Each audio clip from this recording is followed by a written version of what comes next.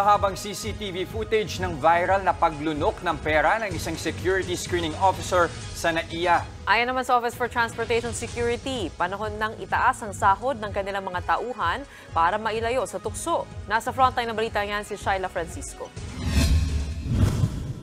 Sa bago at mas mahabang kopya ng CCTV na nakuha ng News 5, makikita muna ang nag-viral na babaeng security screening officer na nakaupo pa at may kaharap na pasahero sa screening area ng NAIA Terminal 1. Maya-maya, bigla siyang lumayo sa kausap. Dito na niya isubo at lunukin ang mga nakatuping pera habang umiinom ng tubig. Sabay takip ng panyo sa bibig. Sa extended version ng CCTV footage, makikitang nilapitan din ang babaeng officer ng isa pang tauhan ng OTS na tila kinausap siya. Pero naglakad na kalaunan palayo ang babae, saka naputol ang video. Base sa investigasyon ng OTS, posibleng may naganap na sabuatan sa nakunang pagsubo ng umano'y pera ng naturang screening officer. Ang duda ng OTS, may kinalaman din ng supervisor na nagbigay ng tubig sa lumunok na officer. At ang X-ray operator na siyang nag-utos ng manual na inspeksyonin ng bagahe ng pasaherong nawala ng pera. Naka-preventive suspension na sila.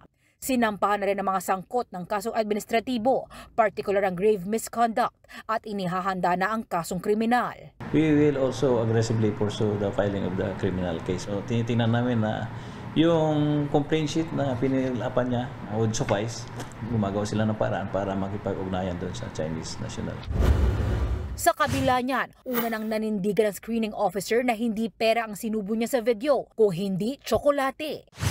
Wala rin daw nakuha sa kanyang pera nang kapkapan siya ng mga otoridad. Sinasabi may kinain lang siya na tsokolate ba yan o ano. Pero kung makita natin doon sa video na nag-circulate, hindi naman ganun normal na pagkain ng mayroon pang tayong nakita, tinutulak-tulak niya ganun. Isa po yun sa aming procedure na hindi po pwedeng kumain sa aming checkpoint. So doon pa lang, meron na siyang talagang administrative violation. Hindi na bagong insidente ng ninakawang pasahero sa NAIA kung saan sangkot ang mga tauhan ng Office for Transportation Security o OTS. We should convert this as a challenge for all of us. Papayag ba kayo na ito na talaga ang magiging reputasyon natin sa buong bansa o sa international community? Kaya si Transportation Secretary Jaime Bautista napupuno na rin daw. Inatasan na niya ang DOTR na sampahan ng reklamo ang nag-viral na screening officer kamakailan na nagnakaw at lumunok ng pera.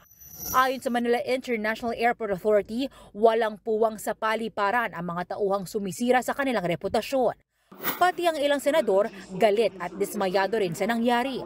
Tingin ng chairperson ng Senate Committee on Public Services na si Senator Grace Poe, mukhang maraming kasabwat sa nakawan sa NAIA.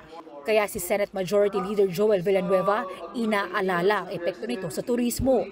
Paano raw makukumbinsi ang mga turista sa bagong slogan na Love the Philippines kung may banta agad sa seguridad sa NAIA? Ayon naman sa OTS, naghigpit na sila sa hiring at pagbabawal ang jacket at uniformeng may bulsa. Pero nangyayari pa rin daw ang nakawan sa paliparan. Kaya tingin nila, panahon ng itaas ang sahod ng kanilang mga empleyado para hindi sila matukso. Nag-recommend po kami sa Department of Budget and Management na iangat yung salary grade. Marami na po kami mga pag-uusap with the Department of Budget and Management. And hopefully, before the year end, sana po finally ma-approve na yung aming request. Nagbabalita mula sa frontline, Shaila Francisco, News 5.